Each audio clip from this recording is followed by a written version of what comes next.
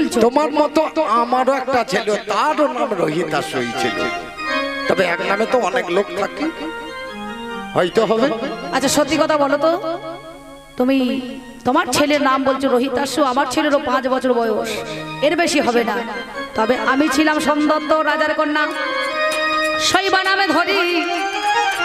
আমার স্বামী ছিল সেই রাজ্যের রাজাই ওরে জানি। আমার স্বামীর কি নাম জানো? আমার মনে হয় তুমি একলা নারী পেয়ে আমাকে ঠাট্টা করছো, কিন্তু শোনো ঘাটুয়ান, আমি তোমার কাছে বলি কথা, হাই রে মরি হাই, আমি ইশারাতে বলি কথা, শোনোই আমার ঠাই। সত্যি কথা বলি, আজ কথা শুনে চলো। এই দেখো অমাবস্যা গেলে পারে আকাশেতে আলোকিত করে ওরে ভালো, তার অপর নাম আছে তোমারে জানাই, মায়ের আগে তুলসী তলায় পরিয়ে দিয়ে দেয়। তার অপর নাম একটাই আছে, হাই রে মরি হাই, আমার মধ্যে ঈশা যোগ করো তোমারে জানাই। এর স্বামীর নামটা হচ্ছে মায়েরা সকাল বেলায় সন্ধ্যা বেলায় যেখানে জল দেয় সন্ধ্যা দেয়, মানে তুলসী। এর আর একটা নাম আছে কি গো? হরি। আকাশে পূর্ণিমার দিনে যেটা থালার মতো ওঠে, এর কি নাম? চন্দ্র। আর মাঝখানে ঈশ্বর যোগ করে দাও, তাহলে কি হচ্ছে? হরিশ চন্দ্র। ঠাট্টা করছো?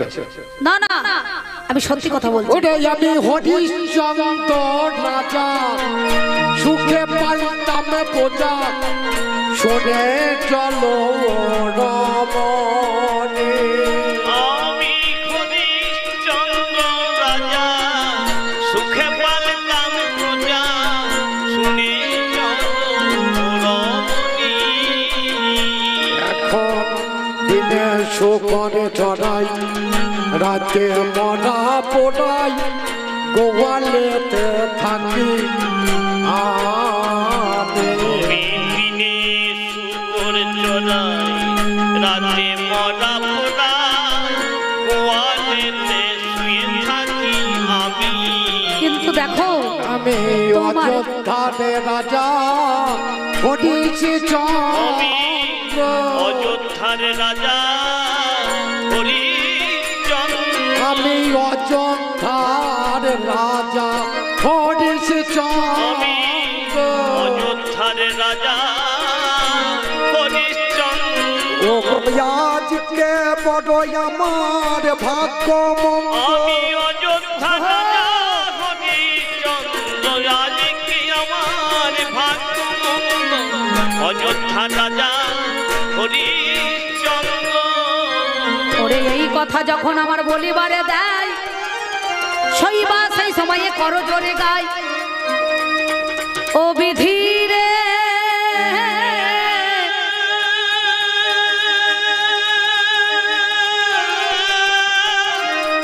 বিধি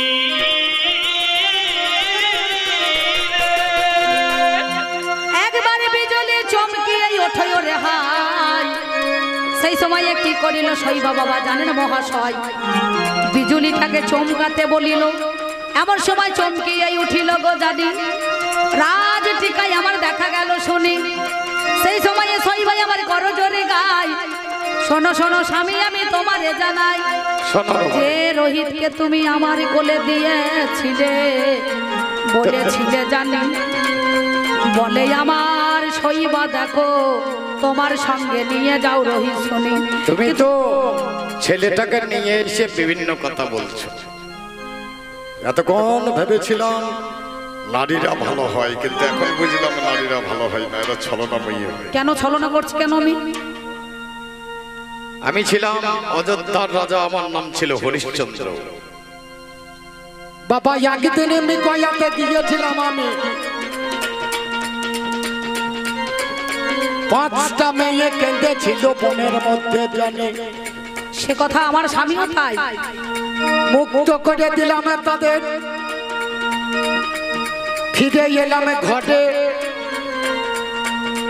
আমার বিশ্বামিত্র মুনি এসে দাঁড়ালো দুয়ারে। তুমি যে কথা বলছো আমার স্বামীও তাই। দান দাও দান দাও, কোন লগ্নকিত বাসে দাঁড়াইয়া গেলাম, কি বাঁচাই মুনি বরে জানতে ইচ্ছা করলাম। মুকুটখানায় আমার মাথায় পরাইয়া দিবি, ওরে আমার হরিশ্চন্দ্র আমার কথা নিবি। তবে শোনো শোনো, সেই রাজ্যে রাজা দান করিল, দানের 7 কোটি স্বর্ণ মুদ্রা চেয়েছিল। আমি তোমারে জানাই আমার স্বামী কি করিল, হাই রে মরি হাই। আমায় 4 কোটি স্বর্ণ মুদ্রা দিয়ে তোমরা কেউ নফর নেবে, দাসী নেবে বলে সেদিন ওরে হাই আমার হাটের মধ্যে বিক্রি বাবা করিল তথাই। একদিন দুদিন করে চলে যাচ্ছে, আমাকে চেয়েছিল 7 কোটি স্বর্ণ মুদ্রা। রাজগারে দিতে যায়, ধনাগারে যায়, দেই না। বলে মুকুট আমার, ধন আমার, রাজ্য আমার, ঐশ্বর্য আমার, তুই দিতে পারবি না। তুই কেমন করে এনে দিবি সেটা আমি জানি না। আমি যখন যাচ্ছি বাড়ি থেকে বেরিয়ে 4 দিনের দিনে যখন চলে যাচ্ছে, আমার সময় 7 দিন। একটা রথের মধ্যে ঘোড়া নেই, বিশ্বামিত্র মুনি চেপেছে, আর সৈভাগে আমাকে ঘোড়া করে জুড়েছে। ওরে রাজা রে, যতদিন দক্ষিণা দিতে না পারবি এই রথখানা টানবি।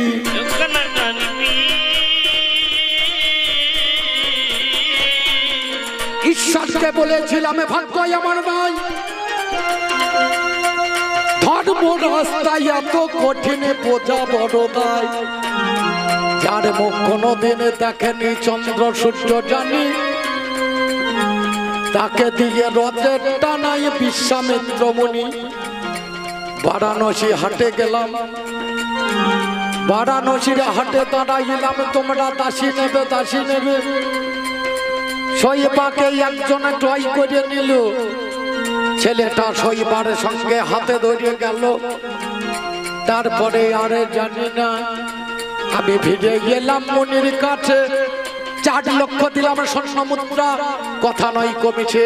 কিন্তু শোনো, তারপরেতে যখন আমার মা বেটাতেই ওইখানেতে যাই, যেই ব্রাহ্মণের বাড়ি দান করিলে তুমি দেখো আমারে তথাই কি করিল সেই জন, হাই রে মরি হাই। আপনারা জ্ঞানী জনে জানেন মহাশয়, 1খানা রুটি আমার দিয়ে দিত জানি, সেই রুটিতে পেট ভাবা ভরে না গো মা বেটার শুনি।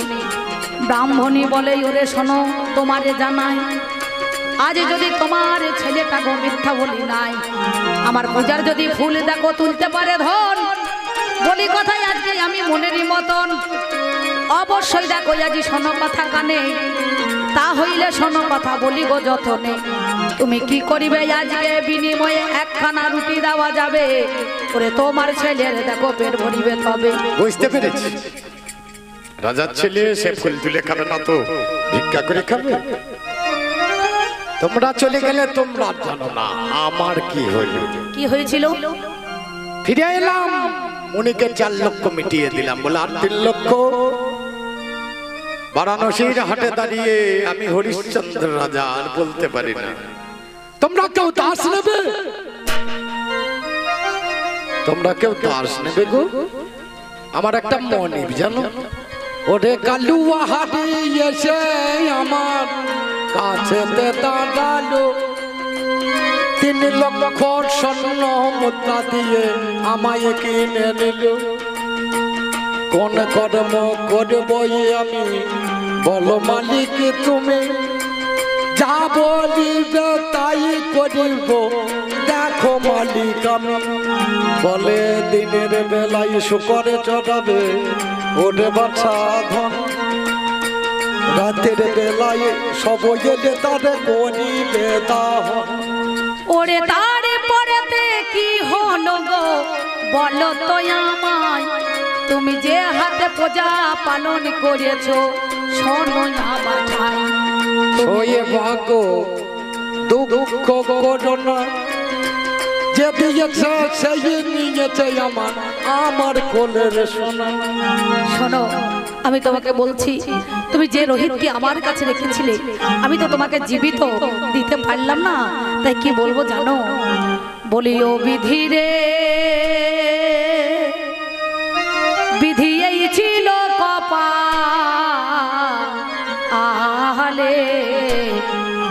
1 লাখ তার পুত্র রোহিত ডাকরে বাবা বলে।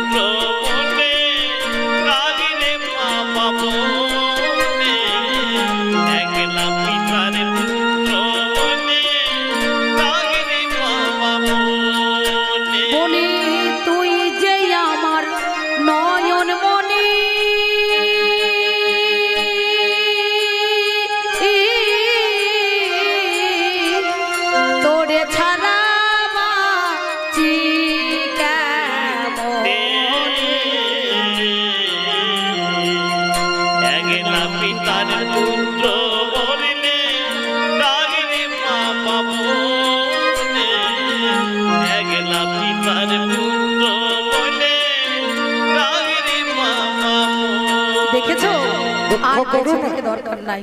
দুঃখ কিসের? আমার মতো বাবা এই জগতের মাঝে কজন আছে? সবাই পুত্রের আগুন নেওয়ার জন্য তারা ব্যস্ত থাকে, আর আমি পুত্রের মুখে উক্তিটা জেলে দেব। আমার মতো বাবা এই জগতের মুখে কজন আছে? তবে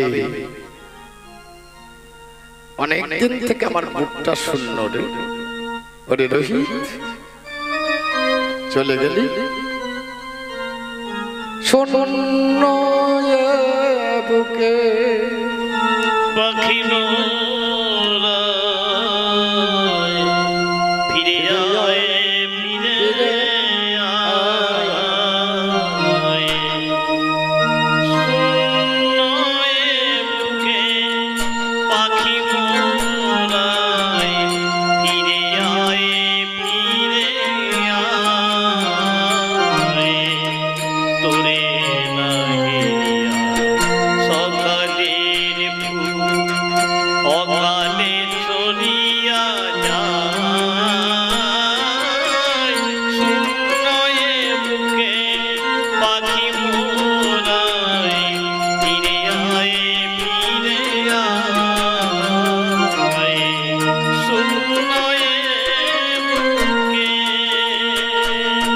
তুই নাই বলে অনেক দিবান পান্ডুর হলো আকাশের চাঁদ, তুই নাই বলে অনেক দিবান পান্ডুর হলো আকাশের চাঁদ, কাঁদে নদী জল করুণ বিষদ, ডাকিয়াই ফিরে আয়, শূন্য এ বুকে পাখি মোরায়, ফিরে আয়, ফিরে আয়,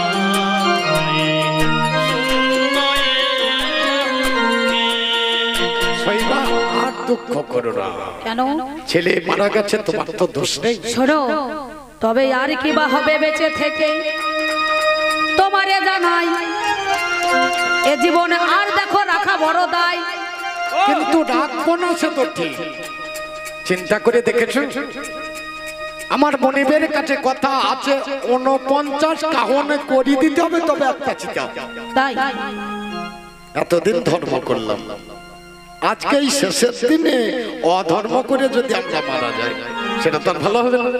তবে ওগো, শেষ দিনে ধর্ম করে আমরা 3 জনাতে যাব, একটা চিতা তৈরি করে 3 জনাই মরিব।